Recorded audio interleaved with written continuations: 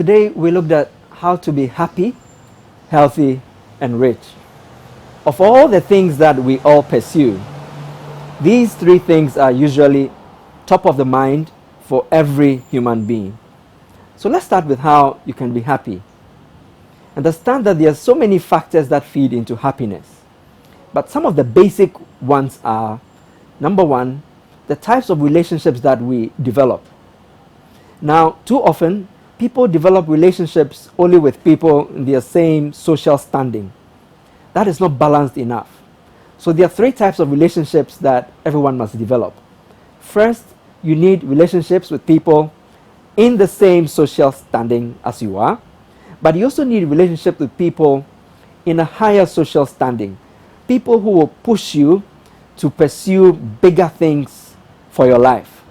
They can even be mentors for you. That's the second group. And then the third group, you need relationships with people that you are also helping. So a group of maybe younger people or people in a lower social class, and you're actually consistently helping these people to also come up. Our relationships contribute to the level of our happiness. And then we also looked at the area of your work. Too many people work in areas in which they are not passionate. Do work that you love. And work that you love is usually work that is in line with your talents and with your natural abilities. And it's also in line with your interests. So pursue work that you love. And also on happiness, it's very interesting that there's a relationship between your gastrointestinal system and your brain. So the level to which you are moving your bowels influences how happy you are. Now, this is well researched. And that means even ensuring that you are eating sufficient roughage to ensure that you have nice, frequent movement of your bowels also contributes to your happiness. And lastly, when it comes to your happiness, many of us do not put sufficient weight on the relationship that we have with God. But if you have a very good relationship with God, you are usually more grateful, you are usually less complaining, and it's easier to aspire and to hope for some of the bigger things that you're working on in your life. That's on happiness. And then we talked about your health.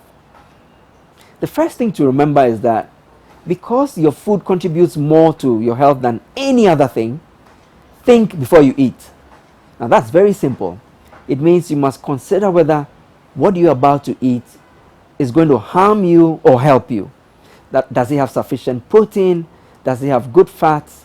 And does it have good carbohydrates? Also on your health, a lot of men struggle with erectile dysfunction. Now I have found that a very good seed mix of just 4 seeds eaten regularly really helps in that department. What are they? Almonds, flaxseed, sesame seed, and pumpkin seeds.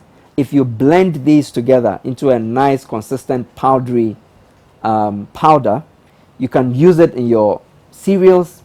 You can also eat it raw if you can, but just 3 or 4 tablespoons per serving does wonders for you. Good fats ensure that you have good circulation and deals with all the bad fats in your system. Exercise. Exercise releases hormones that are called the feel-good hormones in your body. And that ensures that you are more positive than the average person. By the way, if you are more positive, you attract better things into your life. People who are happy and positive and energetic attract good things into their lives. People who are sad and grumpy usually don't attract good things into their lives. And lastly, when it comes to your riches, remember, your wealth is related to how diligently or how hard you work. So apply yourself more to your work. Work harder than the average person. Why? You will be rewarded more than the average person. Why? You can even ask for salary raises if it's clear that you are working harder than others. Number 2, Look for ways in which you can improve the company in which you work. You see, you are at work not just to improve yourself or to do your work, but to improve the company. How do you do that? All companies are interested in three things: increase revenue, reduce expenses, and improve their processes. In any of these three areas, if you can come up with a suggestion or a proposal, your company will love you for it, and you will make progress in your company. Lastly, look for your talent. You have the responsibility of finding your talent, because once you have found your talent, work will be more enjoyable. It's easier for you to engage with others who also enjoy your talent, and you are more likely to make more money. If you put all of these together, I am sure that 2017 will be one of the best years you've ever had.